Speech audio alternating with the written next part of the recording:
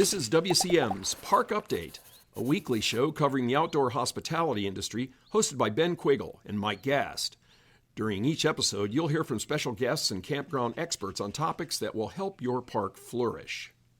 WCM's Park Update is a production of Woodall's Campground Magazine. Hey, I'm Ben Quiggle, editor of Woodall's Campground Magazine, and of course my co-host Mike Gast, and this is another edition of WCM's Park Update.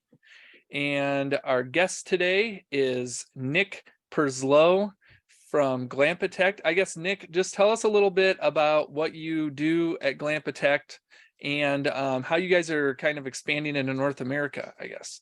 Yeah, thanks for having me on both. Really appreciate it. My name is Nick. I'm the managing director of Glampitect North America. The Glampitect group, I guess, started in 2019 in the UK. My business partner, Callum, he founded the UK business after he started a glamp ground of his own on the north coast of Scotland. He realised that there wasn't enough help for people in his position, so he started Glampitect with the aim of helping people through the process of starting a glamping business.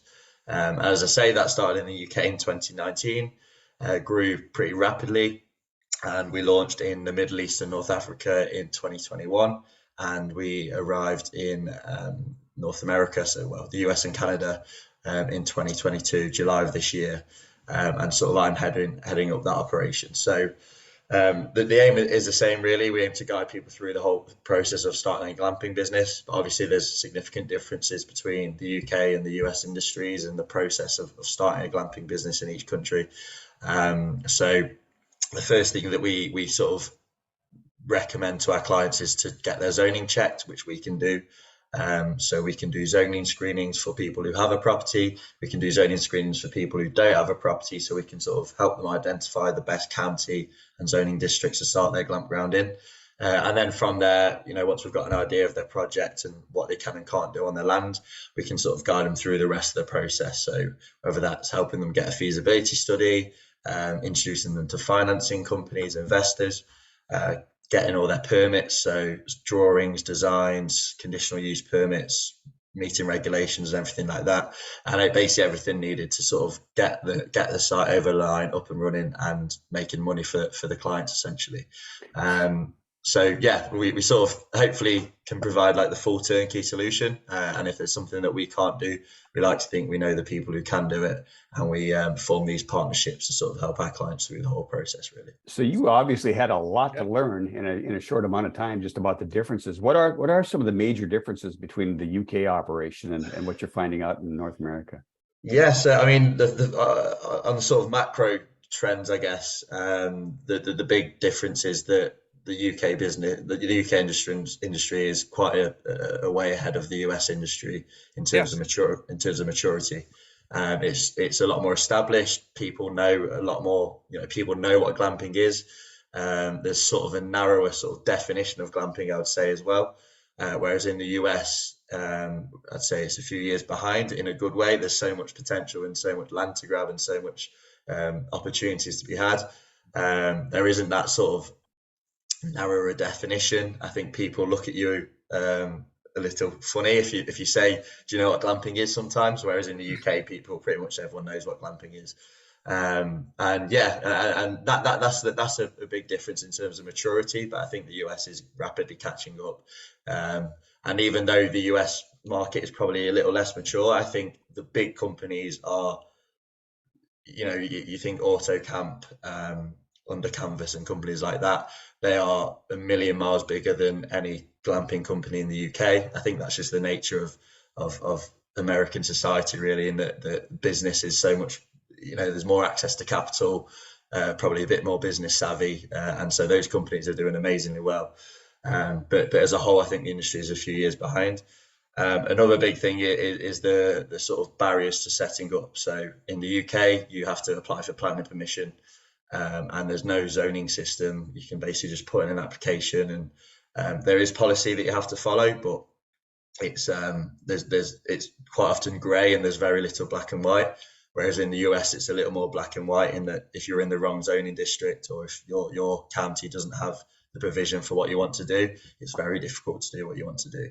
So Yeah. that's a significant barrier. So I'd say, the average parcel of land in the US is probably you're less likely to be able to do what you want to do, just based on the fact that there seem to be extra barriers than in the UK, where it's sort of, okay, everyone can put in an application for anything, and we'll see if it goes through or not. So I think those are two big differences. I'm sure there's plenty more, but I don't want to sort of talk at you for 20 minutes. So I think they're two big ones. I thought, looking at the UK, obviously at Woodall's, we do quite a bit of news, and we don't do a lot of news from the UK, but we see a lot of news from the UK coming over, especially when we're looking at glamping type stories. So I think it's just interesting, all the different types of units you guys have in the UK. And I mean, you were at the glamping show at the beginning of October. You see some of those trickling over here, but there's still just a ton of different unique units. And you've got to wonder, like, are zoning and planning commissions over here ready for those kind of units? No, that's the short answer. As I say, I mean, the big unit in the UK, which is virtually non-existent in the US, is the glamping pod, which is like a curved timber structure. If you Google glamping pods, you'll see what I mean. They're everywhere in the UK. My business partner Callum has them on his own site, whereas they barely exist in the US, and you're not going to see glamping pods in a zoning ordinance for in the States, and maybe it can go under a cabin or something like that. But very very few, and even the tent thing. So a common use that people will apply for a glamp ground is a campground. A lot of people. A lot of zoning ordinances across the country will allow for campgrounds, and then it's whether a lot of them are sort of were written with traditional campgrounds in mind, in terms of guests bring their own tents, sort of minimal facilities really, and so obviously with these luxury glamping tents coming along, where the owners put them up and they're up for 6 months, 9 months, a year, the ordinances aren't written for that. So it's sort of, at the minute, it's very much trying to squeeze under existing uses, and some counties and cities are more flexible than others. But it's a bit tricky. And I've only come across one zoning ordinance that has explicitly allowed a glamping use before, and that was very limited in that you couldn't really do much with it. It's very few ordinances are sort of prepared for that, and I'm sure it will change over time, but at the minute, it's pretty tricky. So what's the client mix look for you right now? Is it a lot of small operators trying to get into the business, or are you getting some big clients too? Yeah, I mean, most of ours are the smaller, I guess you'd call them ma and pa sort of ventures. I think that's a little bit to do with our marketing, and that we sort of write, so we try and write accessible content, we do podcasts and things like that. A lot of people, and that's similar to our clientele in the UK, and I think that's mainly because, again, in the UK, even though the industry is more mature, it's very much sort of ma and pa ventures, in that people have got a small plot of land, they want to put 5 or 6 glamping pods in the back. There are very few big auto camp under canvas style companies in the UK, and I think because that's what our marketing has been geared towards in the UK, we've sort of replicated that a little bit in the US, so we're attracting that kind of clientele. We are obviously speaking to people who want to go a bit bigger, but most of our clients are sort of the sort of smaller, on the smaller end.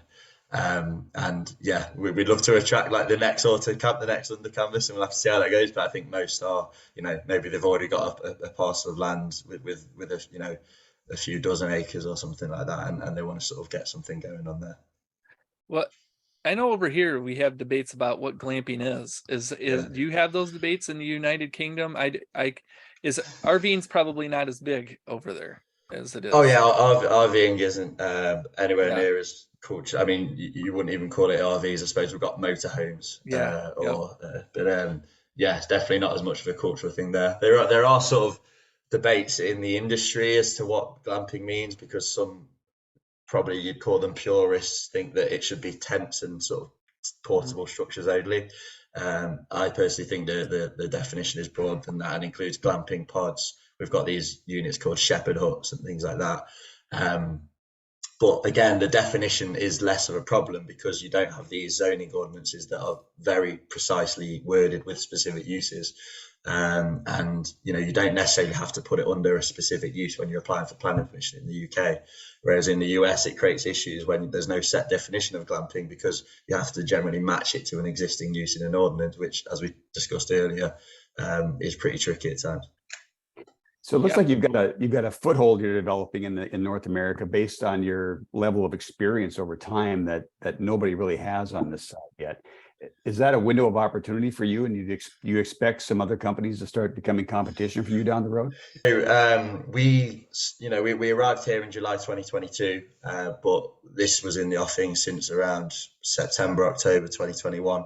And obviously we did a lot of research in the meantime before we sort of started selling our services in the US. We obviously wanted to understand the market, the regulatory differences between the UK and the US, and just learn the whole process essentially. And so, a lot of that was reading online, but a lot of it was speaking to people in the industry and making connections and partnerships and things like that, which have served us really well up to now as well. And one thing that a lot of people told us in the industry that we are sort of filling a gap in that there's no one really focusing specifically on zoning and permitting, producing the content that we produce on zoning and permitting. So, we do podcasts, blogs, videos, and all of that. And then obviously, our services as well help solve a problem. So I think we've got some really good feedback on that. I'm sure as the industry grows, there will be competition arriving, and that's fine.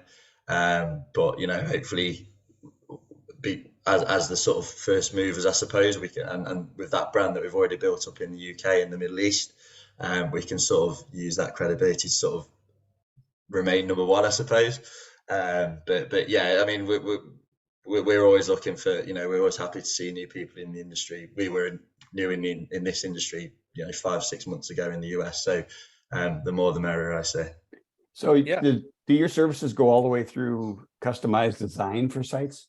Yeah. So we work with, we've got sort of in-house team as well, but we also work with great architects in the US who sort of, depending on what the client wants, depends who we sort of point them to. But we work with clients through the whole process. We do the site plans, architectural designs, as I say, working with our architects. And yeah, sometimes a client will come in with a really strong vision of what they want, and that's fine. We'll tailor to that.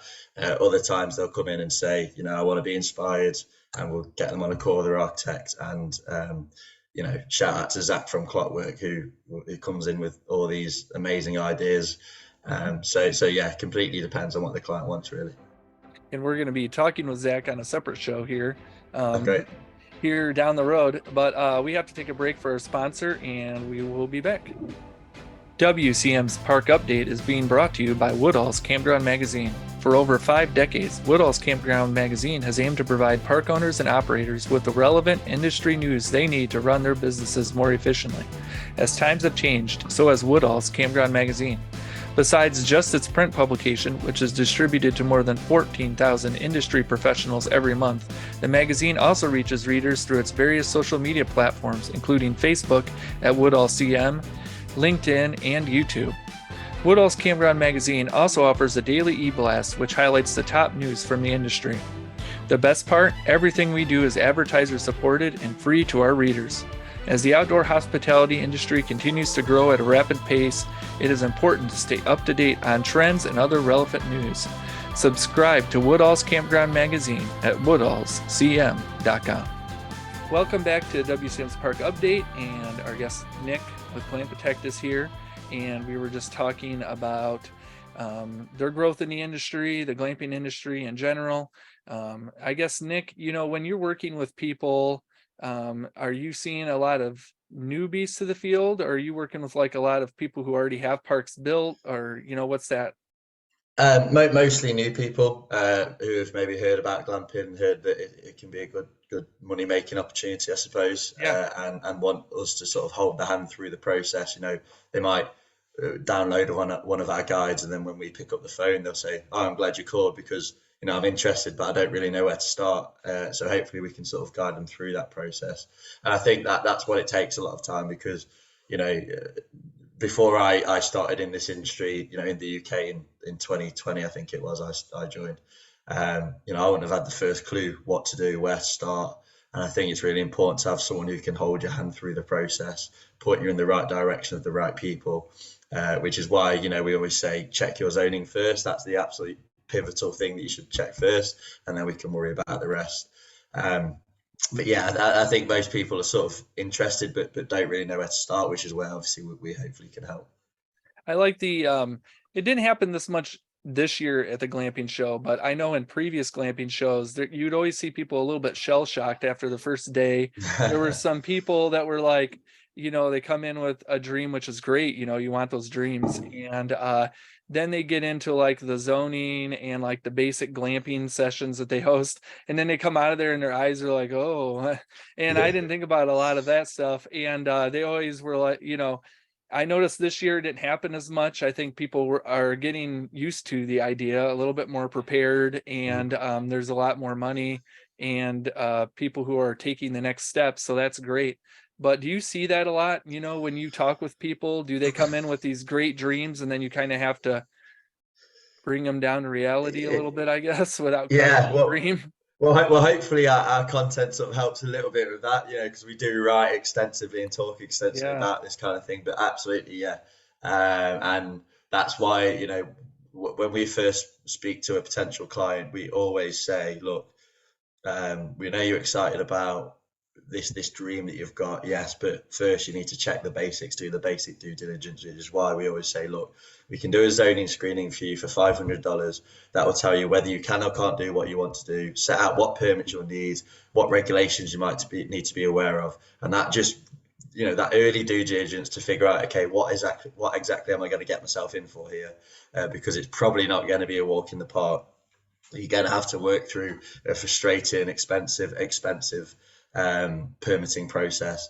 And so, yeah, we would always recommend, even if you don't use us, just at least do your basic research on what you can and can't do on your land by looking at your county zoning ordinances before you even think about buying any units or doing anything else, just because it is so pivotal that what some of our most valuable zoning screenings are actually where we sort of disappoint the client in a way where we say, look, it's going to be very difficult to do what you want to do here. It's probably not going to happen on this piece of land. And obviously that can be disappointing, but for $500 to hear that, as opposed to spending thousands of dollars, tens of thousands, hundreds of thousands on glamping structures without any idea of what you're getting yourself in for, I think it's money well spent. So yeah, we speak to a lot of people who are a little bit wide-eyed, which is why we sort of hopefully through our content and our products can sort of help them sort of realize that it's probably not going to be as easy as they'd like to think. So Nick, when the time comes to start building the units and adding the units, do they get special deals by working with you? Do you have preferred vendors you work with?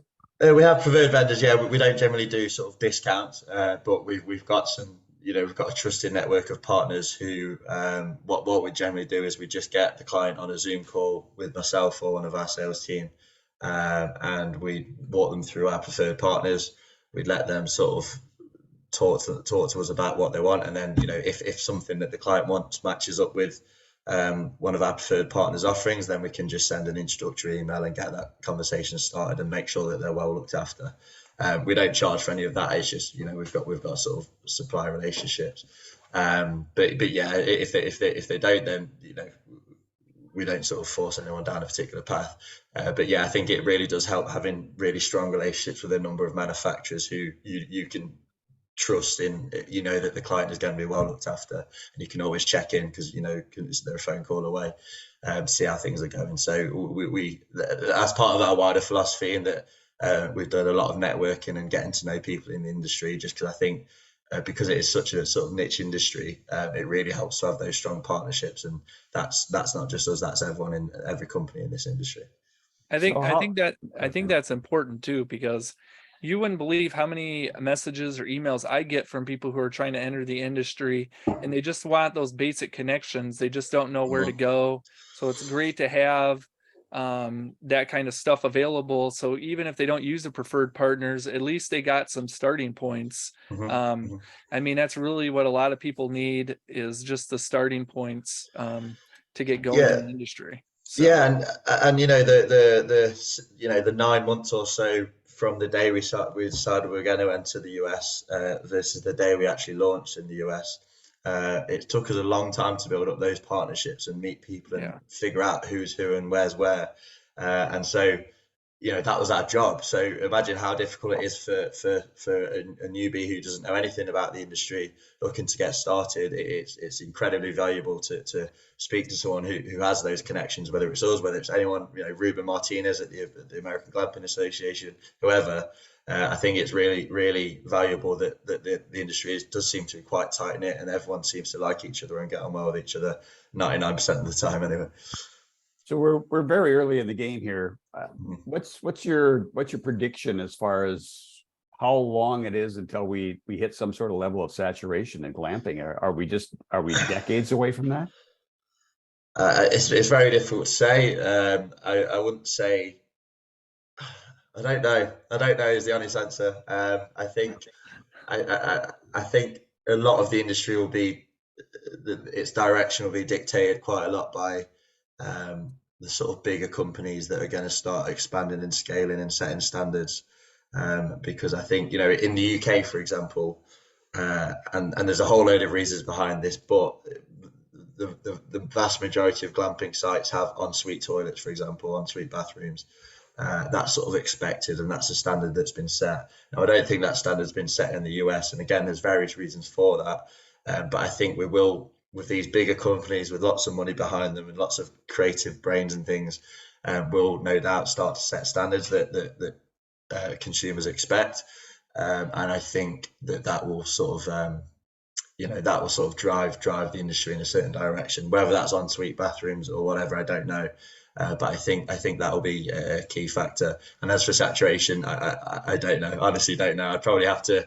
That's probably a whole job in itself to figure out that sort of level. But I think it's a number of years away at the very least. I think they're trying to figure that out in the RV sites too. Right. So, well, that's I don't know much about the RV industry, but I presume that's a lot more established, right? Yeah. I know it's on the up, but I mean, they're facing, like, do we have such a lack of RV sites right now? But you know, what point do we get too many? Yeah. Does the economy impact that too? You know, does the economy make that? You know, I'm not smart enough to answer those questions. I'll leave it for the experts. So do you see in the UK the same thing we're seeing here, that traditional camping is getting into the glamping business, getting their foothold in there, and there's kind of a crossways going?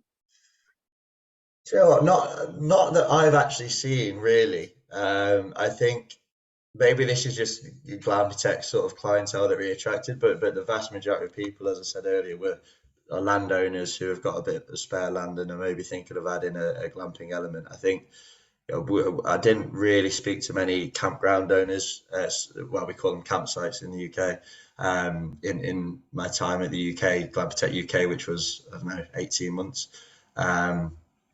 But yeah, I don't know whether that's speaks for the differences. I don't really know, but yeah, I think I've seen more of an interest from campground owners in the US looking to get into glamping than I have campsite owners in the UK looking to get into the industry.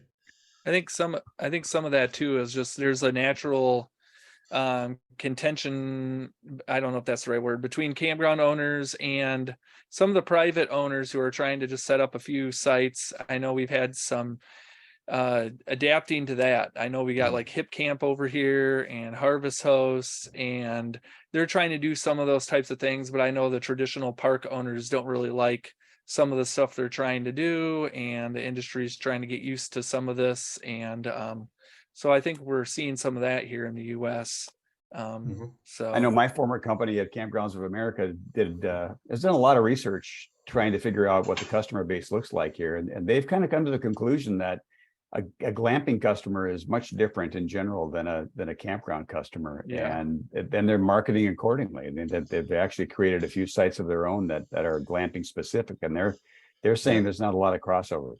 Yeah, do you guys think that glamping will sort of start overlapping with camping's territory in the US? Like, do you think they're in competition or what?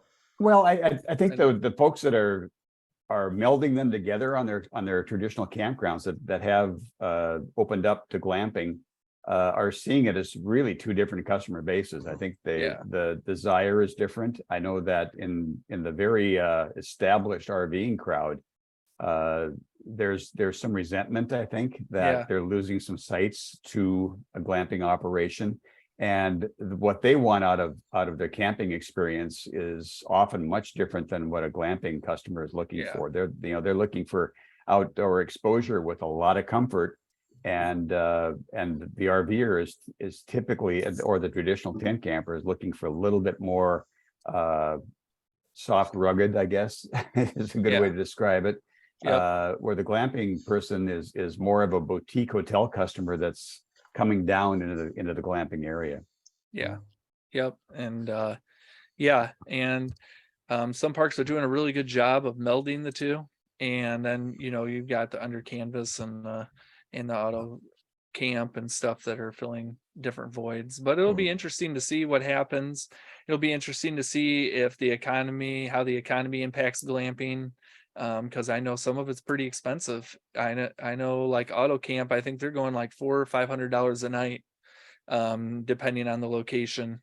So what does that look like with an uncertain economy potentially? So and then you've got the sort of the ultra high level, which is $800 plus a night, and it's like, does that qualify as glamping, or is it something completely different? And I think that's an interesting one. Some of those are like almost like once in a lifetime, or like a few, like those are just neat, like one-off experiences, some of them. So almost, but they have some really neat sites in some islands over in Asia. It would be really neat to do. But those are definitely a lot farther than where I live here in Michigan. But I think that's about it for the show, Nick. Thanks for coming on, and it was great to catch up, and I hope you have a great 2023. So thank you. Really enjoyed it, guys. Really appreciate you coming on. Thank you, Nick. Yeah. All right. Well, thanks everyone for watching, and we'll see you next time. Thank you for listening to WCM's Park Update, a production of Woodall's Campground Magazine. Join us for a new show each Tuesday at 3 p.m. Eastern on Facebook, YouTube, and wherever you listen to podcasts. Follow us on Facebook and LinkedIn for daily news and updates, and subscribe to our news feed on our website at woodallscm.com. Show hosts are Ben Quiggle and Mike Gast. Executive producers Rick Kessler and Alex Burkett. Copyright 2022, G&G Media Group.